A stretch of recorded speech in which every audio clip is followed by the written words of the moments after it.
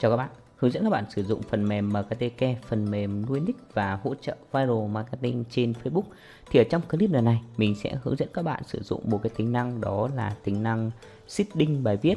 Thì đối với seeding bài viết thì chúng ta có thể tăng like, tăng comment hoặc các biểu tượng cảm xúc dành cho cái bài viết của chúng ta.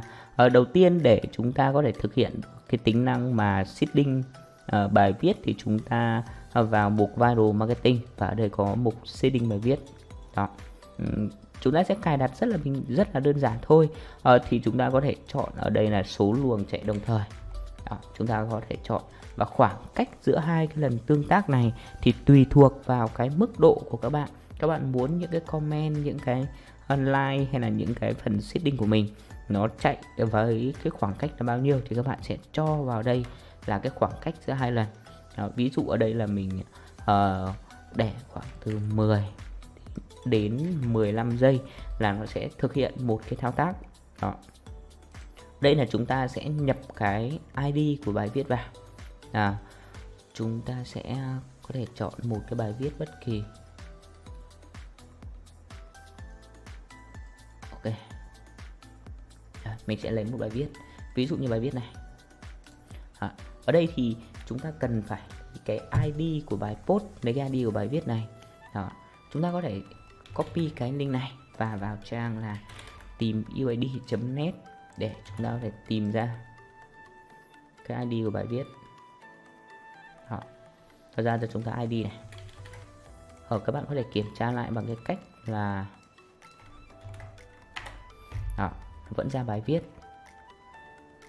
Rồi sau khi có được cái ID này thì chúng ta sẽ vào phần nhập ID, chúng ta dán vào đây. Chúng ta có thể thả cảm xúc. Thả cảm xúc ở đây chúng ta có thể like, chúng ta có thể love, hoặc là ngạc nhiên. Rồi, chúng ta có thể bình luận bài viết, cho phép bình luận trùng nội dung. Chúng ta có thể bình luận bằng cái nội dung soạn ở đây. Các bạn có thể cho vào những cái câu comment nhé, mỗi cái comment một dòng.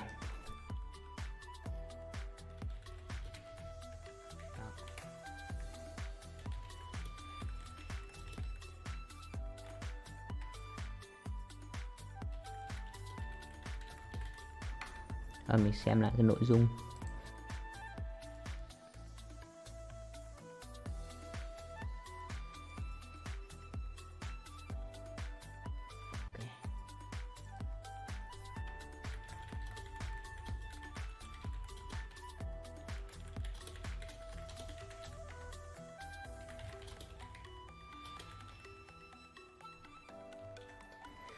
Mình sẽ ví dụ một số cái nội dung như này.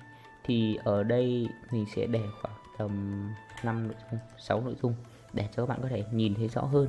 Đó, nó sẽ bao gồm này, chúng ta chỉ cần nhập ID này, chọn cái thả cảm xúc này.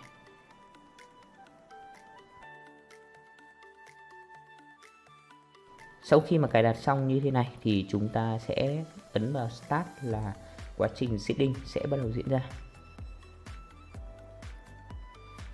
Đó, các bạn có thể nhìn thấy ở đây. Rồi, để các bạn quan sát rõ hơn thì mình sẽ chạy ít luồng thôi. Đó, nó sẽ lập tức nó vào cái bài viết, cái bài post. Các bạn có thể nhìn lại. Ở đây đang có 56 like và 3 bình luận.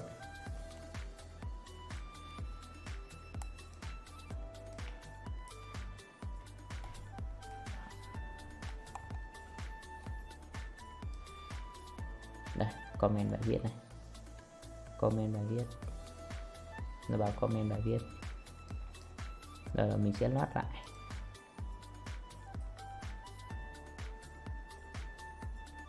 Đây là 62 like rồi.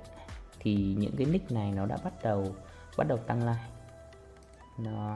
Các bạn có thể thấy đây là mấy cái nick của mình này. Đó, nó vừa like này.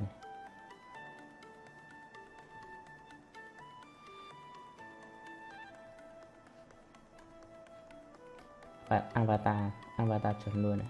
Đó, nó đã tăng like, thả cảm xúc bài viết. Ok.